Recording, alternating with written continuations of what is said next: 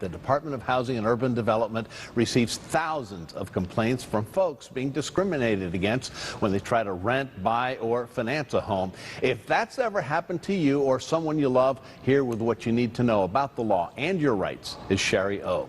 Sherry, always good to see you. Thanks, John. You too. Boy, it's amazing when you hear it's the 48th anniversary of this. What exactly is the Fair Housing Act, and what does it do for us? Sure. So the Fair Housing Act was part of the Civil Rights Movement, and essentially it says that when you go to rent or buy or finance a home, you can't be discriminated against based on your religion, your sex, your national origin, color, those protected categories that we're accustomed to seeing now. It's been expanded over the years to also include sexual orientation, age, and other categories.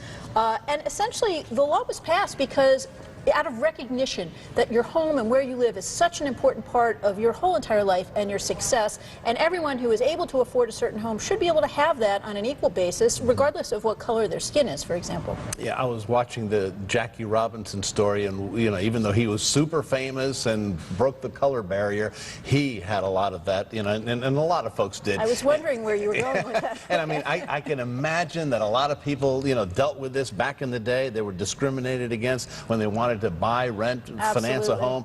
But isn't it surprising that it still happens today? Well, it was deeply embedded at the time, but here's the thing. Some of these properties don't change hands that frequently. So, for example, when I bought my home, I actually looked at the deeds back in the chain of title because that's my thing. And the original deed from the developer to the first owner actually had a restriction, and it prevented the home from ever being sold to anyone who was black or Jewish. Wow. So now the Fair Housing Act came along 20 years later after that and made those types of restrictions totally illegal. We are always getting calls, though, from viewers who, for example, went for a condo approval board approval and felt that they were denied because they were gay, for example, or because they're African American. So it definitely still persists.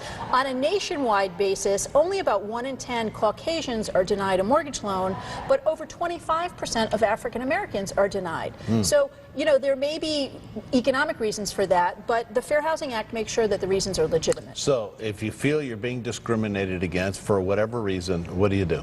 Well, it's administered by HUD, and HUD has local agencies. So the first thing you do is you file a complaint with the local agency. They will investigate. They may help you to reach what's called a conciliation agreement with the perpetrator, or they may arrange an administrative hearing. If none of that works, you may elect to litigate against whoever the perpetrator is. You have 2 years to actually file a lawsuit, and you can get attorney's fees and punitive damages and damages for pain and suffering. So the law has teeth. It's just a matter of people being aware of it and doing something if they feel they're being discriminated against. All right, and hopefully now you know. All right? Thank you so much, Sure. Sherry O.